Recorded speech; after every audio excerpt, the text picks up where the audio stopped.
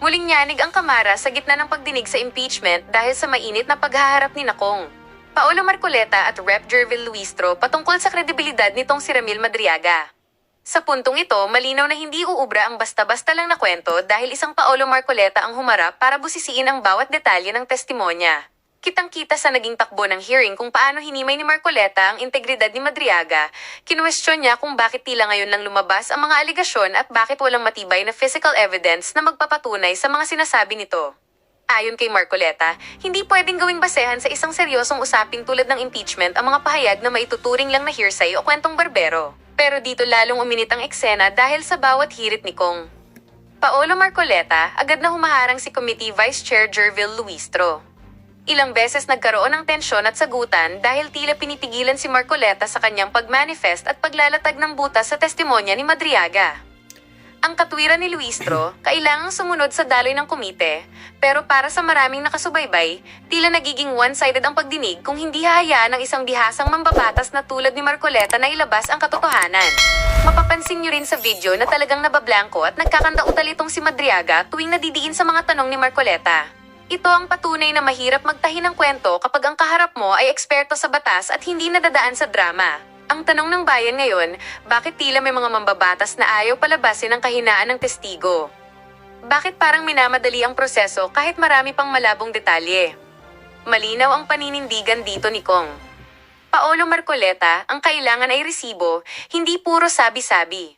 Sa ganitong klase ng investigasyon, ang katotohanan ay dapat nakabase sa ebidensya at hindi sa politika lang. Kayo mga katinig, ano ang inyong reaksyon sa ginawang pagpapatigil ni Luistro kay Marcoleta? Naniniwala ba kayo sa testimonya ni Madriaga o isa lang itong scripted na hakbang para sirain ang pangalan ng mga opisyal na kanilang tina-target? I-comment ang inyong mga opinyon sa ibaba at huwag kalimutang i-share ang videong ito para malaman ng lahat ang tunay na kaganapan sa loob ng Kamara. Siguraduhin ding nakasubscribe kayo rito sa Tinig ng Bayan para sa ating tuloy-tuloy na pagbabantay sa mga balitang mahalaga sa bawat Pilipino. Muli, ito ang Tinig ng Bayan, ang inyong boses at inyong paninindigan. Of Representative Marcoleta There is a pertaining to the motion to credibility of strike the out witness. from the record pertaining to the statements pertaining to the credibility of the witness. Is there any second? Same has been seconded. Any objection? Hearing none, the motion is approved. Please strike out from the record all statements of the Honorable Marcoleta pertaining to the credibility of resource person Ramil Madriaga. Baka po walang matira doon, mama. Sana yung final lang kasi Please Wala nang- understand at that least the issues Filipino concerning people are watching credibility kahit na pina-strike out niyo yung mga must be statements ko. raised in the trial Ma'am, and not in this clarificatory when you were hearing. interviewed before the media, ma'am, sinabi nyo you're here to test the credibility Please of the confine witness. your Madam Chair, manifestation point of to what order. is happening in this Madam proceeding. Chair, point The of Honorable order. Diaz Suarez. Are you backpedaling? With the permission of Congressman Marcoleta, I think we've given the gentleman enough and sufficient time to explain and expound on his position. We still have so many matters to discuss and so many resource persons have been waiting.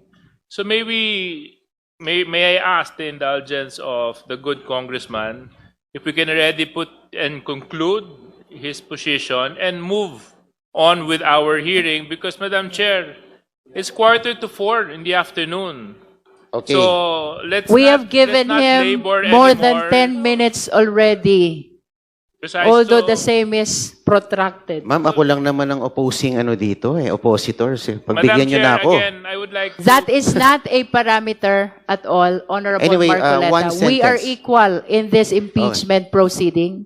We do not look as to the political affiliation of the justice members. We are investigators here, conducting a clarificatory hearing for only one purpose. That is the determination of probable cause. Thank you, ma'am. My final sentence. Last sentence. Please be so guided. The Filipino people are watching this proceeding. They are watching to see whether this committee will hold itself to the standard that the Constitution and the gravity of this moment demand. I am confident that the honorable members of this committee are fully capable of meeting this standard. I make this manifestation in faithful service to this institution, to the truth, and to the Filipino people. Thank you, Madam Chair. All right, we proceed to our next witness.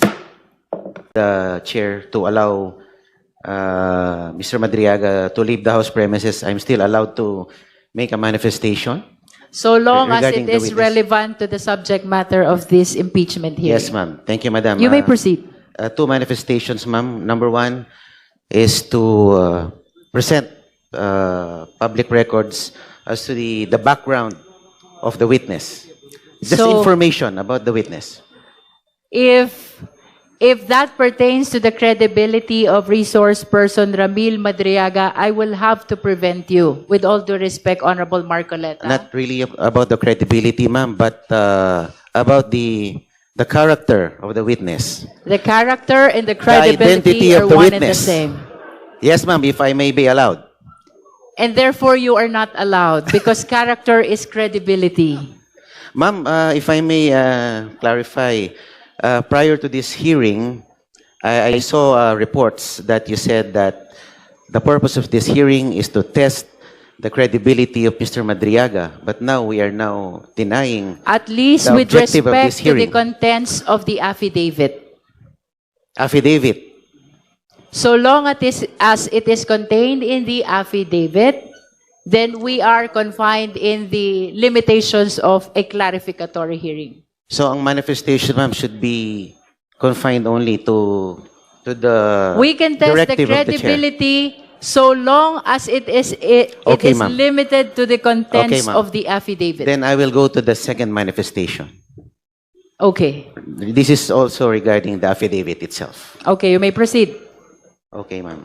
Thank you, ma'am. I have carefully reviewed the written testimony, and I am compelled, as member of this House and as a representative of the Filipino people, to formally place on the record observations that I believe this committee must confront before it receives, admits, or gives any weight to this document.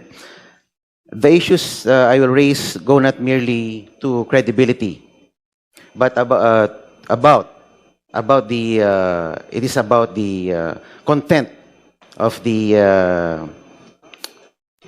affidavit itself. Number one, Madam Chair, I respectfully submit the following. Number one, the testimony is entirely uncorroborated and rests solely on the word of a detained criminal suspect. You are touching on the credibility again. Ma'am, but And this please, is about It has the been testimony. amply discussed, Honorable Marcoleta, that even suspects are presumed innocent. Hindi pa po convicted si Ramil Madriaga, and he is entitled to that presumption. So let us refrain from making reference to the fact that he is detained in going against the contents of the affidavit. Ano lang po ang pwede kong sabihin, ma'am? Anything that is about, Ang that is nangyayari kasi contained dito, in the affidavit. Madam Ang Chair. gusto lang pong mapakinggan dito kay kung ano lang naayon sa mga miyembro dito. Paano po yung mga You posisyon are- naman na nasa kabila? You're making mention about the fact that he is a detainee because of your intention to question his credibility. As you have said, Ma'am, you want to if I may be tackle allowed his to finish the character. statement.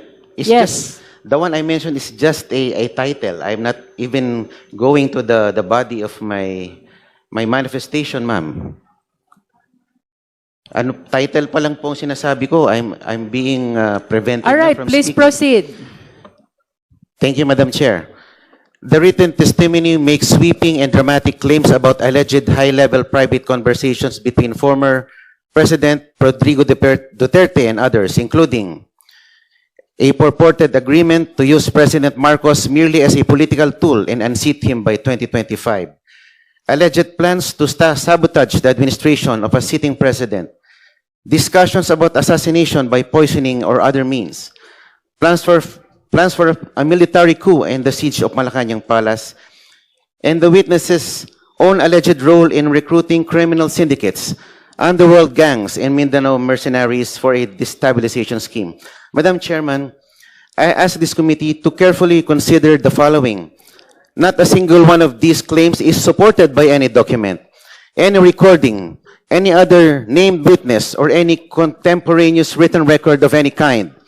We are being asked to accept as evidence In a constitutional impeachment proceeding, the bare and uncorroborated written recollections of a man Parliamentary inquiry, currently Madam Chair. detained for There's a kidnapping parliamentary inquiry, for Honorable ransom. Marcoleta, if I may Parliamentary interrupt. inquiry, Madam Chair. Yes, what's the Madam parliamentary Chair, may I inquiry? know if member of this committee is allowed to make an observation? A manifestation, ma'am, is tantamount to an Honorable observation. Marcoleta, please allow the chair to answer. Non-members are allowed to manifest, but they cannot raise question, they cannot vote. Thank you, ma'am. If I may continue po. You may continue.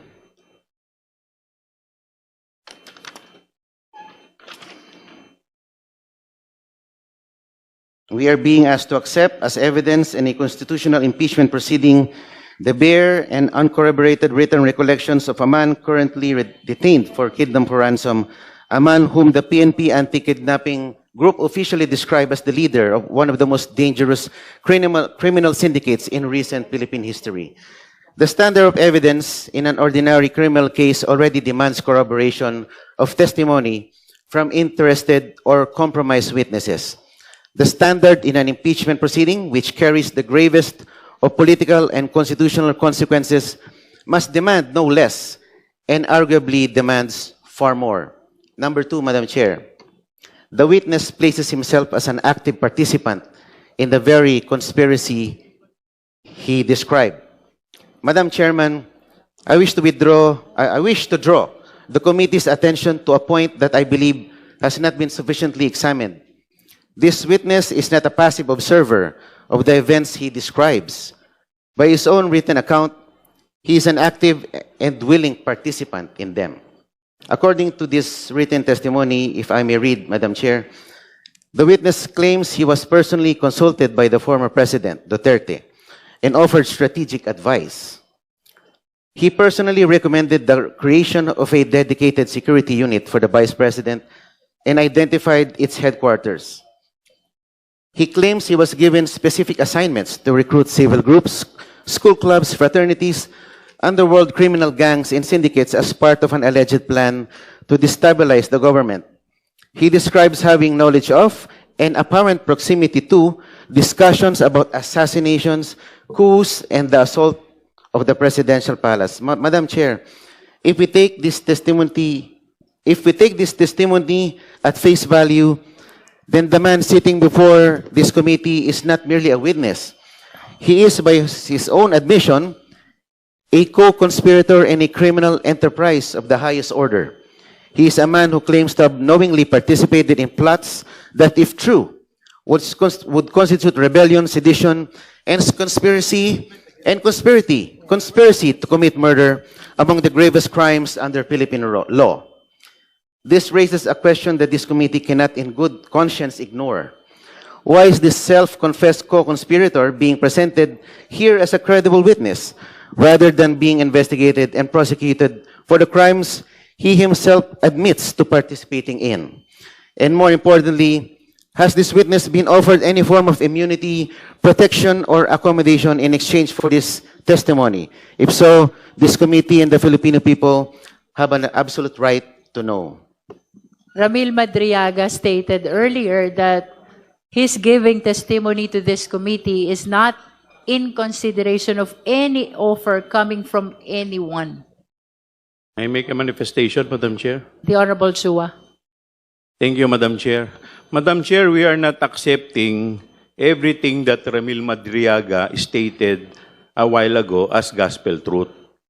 We are here to make clarificatory question with respect to the affidavit that he executed.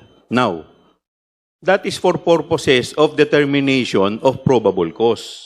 Now, the time will come, that is, pag papunta po tayo sa Senado, pag nagtuloy-tuloy na po sa trial, that is the time where we will test the credibility of the statement of the witness, which is Ramil Madriaga. There, during the hearing, pwede po siyang i-cross-examine ng mga abogado. At hindi po tayo ang magsasabi dito kung yung salita po niya ay totoo o hindi. Ang magsasabi po niyan ay yung mga senator judges na tatayong hukom sa Senado. Kaya ang trabaho lamang dito natin ay tingnan lang kung may probable cause. Kasi kung ang itetest na po natin yung credibility, that is already trial, Madam Chair.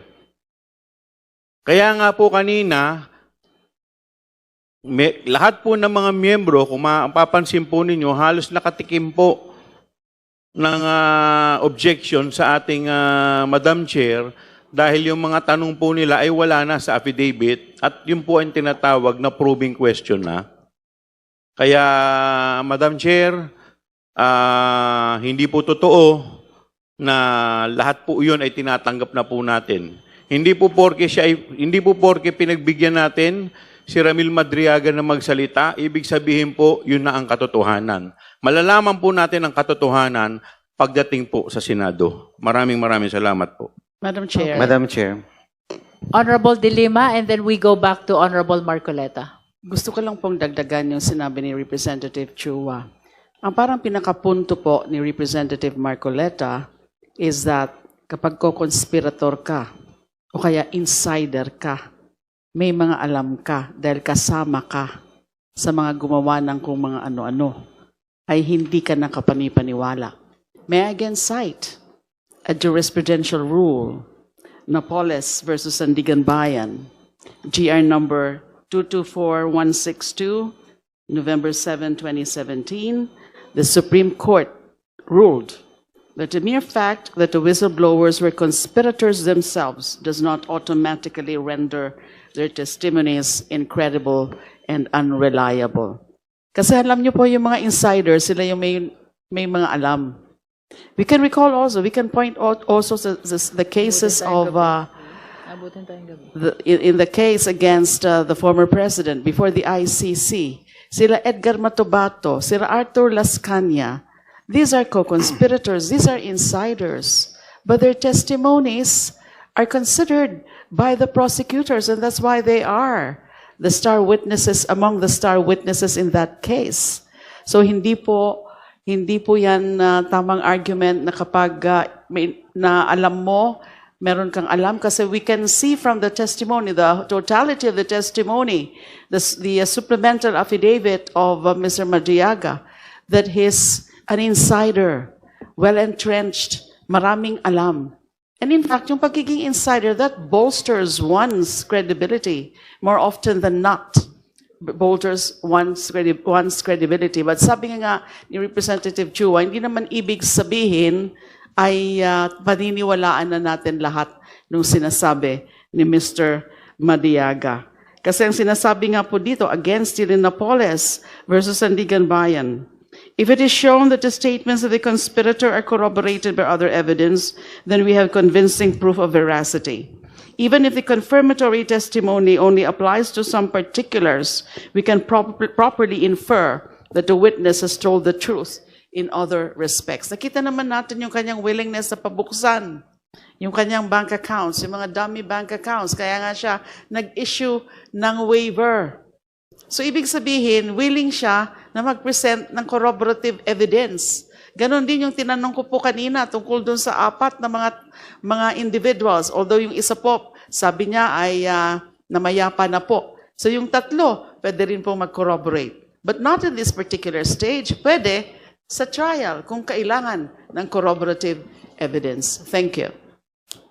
Honorable Marcoleta. If I may continue, Madam Chair. Yes, I hope you are listening also to their manifestations. Yes, ma'am. because I highly respect the opinion of They are Congressman De in Lima. response to your statement that he is a conspirator in the alleged acts committed by the former president. This is actually tantamount to a declaration against interest. You may continue. Number 3, the extraordinary nature of the claims demands an extraordinary standard of proof. Madam Chair, there is a principle recognized in law, in logic, and in common sense. Extraordinary claims require extraordinary evidence. The allegations in this written testimony are not ordinary. They include a sitting president being orchestrated as a puppet to be discarded on a predetermined schedule, presidential assassination by poisoning as a contingency plan, a coordinated military coup involving active and retired AFP and PNP officers, the planned siege and assault of Malacanang Palace by hard militants and mercenaries, and the recruitment of underworld criminal networks to trigger civil unrest. These are not allegations, Madam Chair, of budgetary irregularities or administrative lapses. These are allegations of a massive, multi-layered conspiracy, criminal conspiracy at the highest levels of Philippine political and military life. If true, they would represent the most serious threat to Philippine democracy in recent memory. And yet, they are presented to this committee supported by nothing more than a handwritten account from a man facing serious criminal charges If I of his may own. interrupt, Honorable Marcoleta, regardless of the nature and the amount of information that is being disclosed in the affidavits of the resource persons, our standard here is only probable cause. Thank you, So Madam. let it be placed on record that what we're trying to establish here is the existence only of probable cause.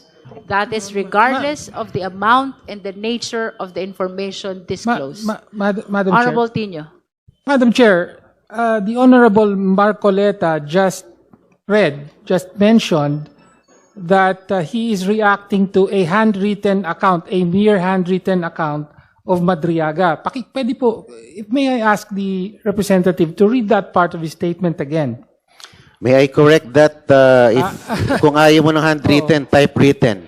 Hindi po. Sinabi nyo sa statement nyo, he's reacting to a For handwritten account. accuracy, that handwritten was never accepted in the It's committee. Actually, I have in my me- point precisely, Madam Yes. Chair. I have in Nagre-react me siya. Alam ko rin po yung handwritten. two copies of the I have the floor, affidavit. Madam Chair. One handwritten Can and we hear one first the I have Honorable typewritten. Tino? I have the floor, Madam Chair. Yes. Yes. You may proceed. I am aware of that handwritten account. Umikot po yan sa social media kahapon. May mga photos ng handwritten account allegedly by Mr. Madriaga na ang nilalaman ay tungkol sa sinasabi niya, no, yung alleged destabilization plot. However, Madam Chair, malinaw na hindi yan bahagi ng proceeding na That's ito. correct. No, ang pinag-uusapan po natin ay yung sworn supplemental affidavit That's correct. ni Mr. Madriaga. In fact, it was asked by the Honorable Ko, and the Chair answered that it is not part of our proceeding today. Precisely, Madam Chair. Therefore, his whole manifestation is out of order, Madam Chair. Madam Chair, I have here. Okay, two- let's hear the response of the Honorable Marcoleta. Opo, Madam. Are you referring really to the handwritten? to both the handwritten and the typewritten? I have But two you here. cannot refer On, to the in my- handwritten because it is not in my part of our possession. proceeding. Anyway, So you have to make up your mind. Is that manifestation pertaining to the handwritten or the computerized okay, allow me affidavit? to make a correction to refer to the handwritten affidavit. If this satisfies So you are to the- referring to the handwritten. typewritten. To the typewritten, does that satisfy the Honorable Tino? There are only two affidavits that are part of the proceeding of our impeachment hearing. The first affidavit that is computerized and the supplemental affidavit that is computerized as well. So please state for the record and be certain which document are you referring to in your manifestation. For this purpose, ma'am, I'm referring to the supplemental affidavit here. In other words, you stand corrected No, Madam Chair. when you made mention about a handwritten. Yeah, sorry about the handwritten term. All right. Well, let me just point out na Honorable hindi, Tino. hindi po eksakto at hindi pareho ang dilalaman That's correct. nung supplemental at saka nung sinasabi niyang handwritten. Kaya Opo. hindi po pwedeng sabihin lang ng ni Representative Marcoleta, well, I'm actually referring to the Okay, so please make supplemental. sure When that I- your manifestation Opo. is contained or part of the computerized two Yes, ma'am. affidavits of the resource person. Opo, You may continue. the whole content of my manifestation refers to the supplemental affidavit. That is a correction to what you have said earlier. Yes. Yes, ma'am. Please continue. Madam Chair. The Honorable Joboy Aquino and then Honorable Abante. Madam Chair, can we limit Yes, we are actually limited to 5 minutes per justice member. And I think you are on your 4 Ma'am, minutes already. Yes, ma'am. So, with your indulgence, Honorable Marcoleta, please wind up on your Yes, ma'am. manifestation. You have 1 minute to wind up. Yes. Madam Chairman, the weight of the claim must be matched by the weight of the evidence. As it stands, there is a vast and troubling gap between the two. Lastly, the timing and circumstances of this testimony raise serious questions of motive. Madam Chair, I also wish to place on record my serious concern about the timing and context of this testimony. The document is dated April 11, 2024, if I'm not mistaken, ma'am. Am I be corrected on the exact date? April Comsec, 11? can you please confirm it if the date is April 11, 2026? Of the supplemental affidavit. The date of the supplemental affidavit. May I confirm the exact date? Kindly confirm the date. Okay, it's confirmed April 11, 2026. April 11 ba? Ah, okay. Akin. Please continue, Honorable Marcoleta. Okay, ma'am. Winding up. Let me skip that part, ma'am.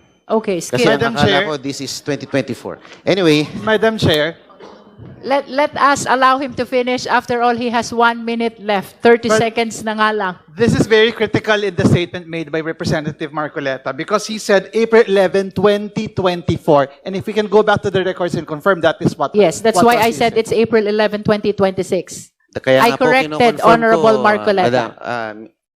Representative Sendanya, that's why I'm verifying the actual date of the supplemental affidavit. So Are you holding a copy? Opo. What is the date written in your copy? It's rather, the reproduction is rather unclear, madam. No, it's the date of signing and the date of jurat. It's April 11, 2026. Taguig City. Where did Okay. you get your 2024? Dito po kasi tinignan ko sa taas eh. In witness whereof I have here unto set my It's hand. 2026. Opo. Parang The na... date of signing. Opo, opo. Anyway, Madam Chair, this page is on page 24.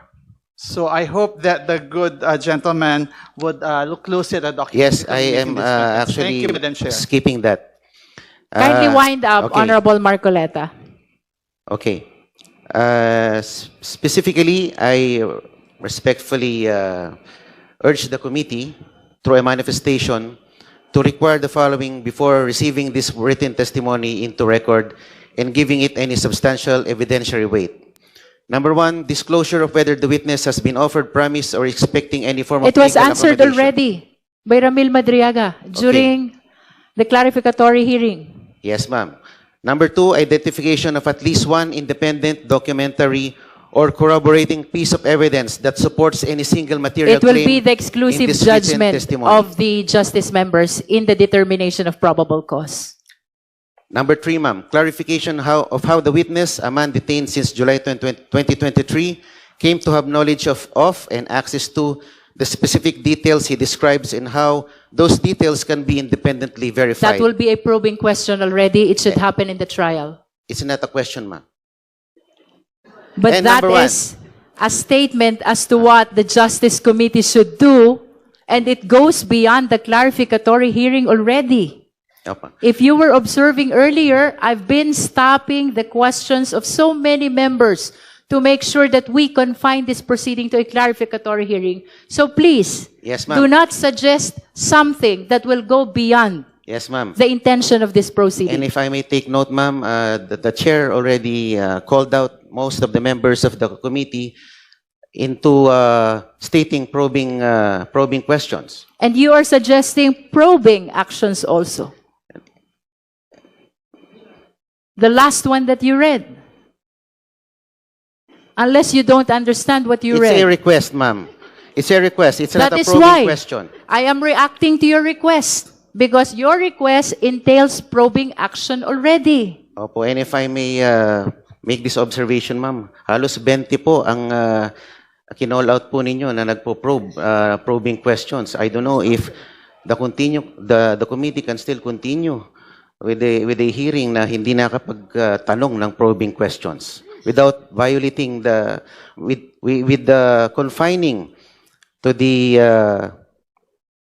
standards of a hearing without going to a full trial. Kasi halos 20 This is not a trial. O nga, bakit puro probing questions ang ating tinanong? Halos 25 po yata And ang that is kinolab why ninyo. we are preventing the Opo. justice members from raising or pursuing the probing questions. Yes, ma'am. And if, I don't know if this is probing again, if I may be furnished a full accounting of who assisted the witness in preparing, drafting, or delivering this written testimony, and whether any party with an interest in the outcome of this proceeding was involved in that process. I think that has been answered by Madriaga already during our clarificatory hearing.